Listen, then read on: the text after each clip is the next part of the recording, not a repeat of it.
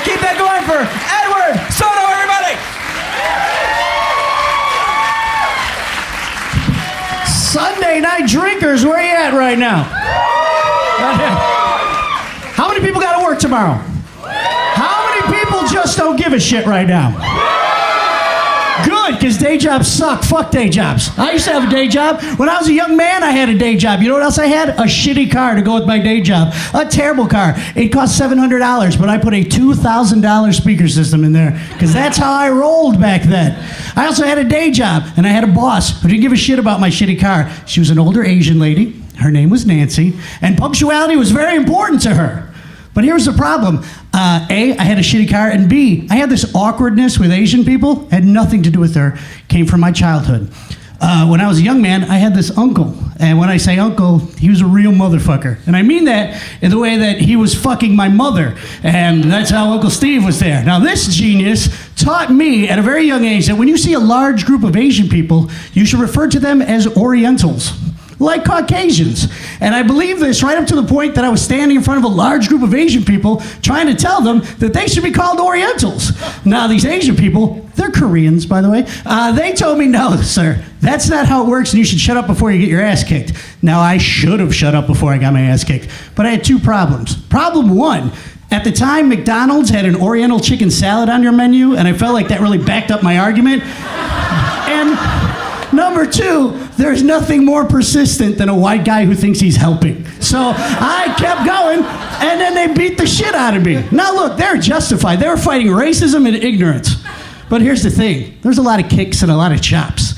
Basically, there are Asian guys using karate to fight racism. And isn't that a bit stereotypical? What do you think? They could have been hitting me with calculators and photography equipment at that point. It just didn't make any sense.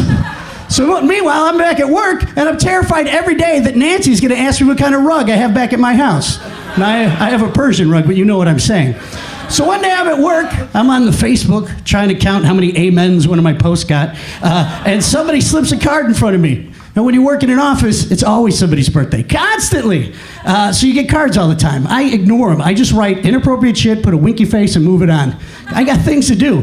My Facebook is blowing up. People are going, Ed, you got to check the news. You got to check the news. I check the news. Turns out my neighbor just got arrested. The headline read, local mechanic arrested for child molestation. And I'm like, fuck. I've known this guy for 2 years.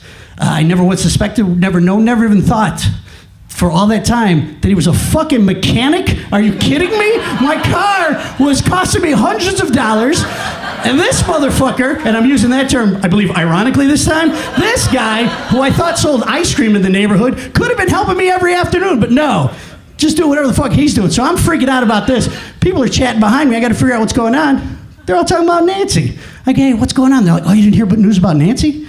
I'm like, no. They're like, oh, her husband died last night, suddenly.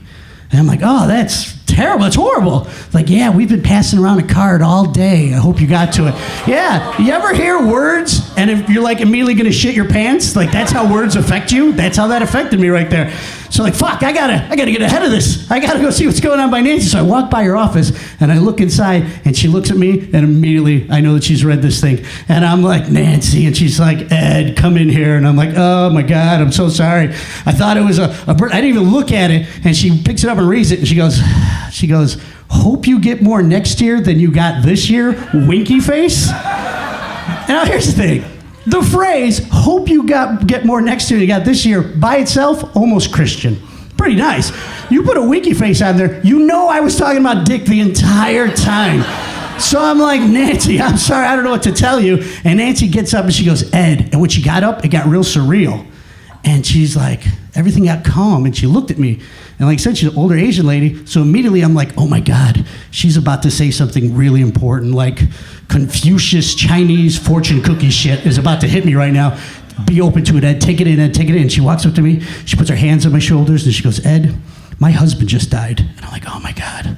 And then she hugs me and she whispers in my ear, of course I'm going to get more next year than I got this year. And then she squeezed my ass and sent me on my way. And I was so confused. But here's the thing. It was fortune cookie shit because I'll tell you what, at the end of that sentence, you could put in bed and it works perfectly. My name's Ed Soto. Thank you very much. Soto, you guys. Come on.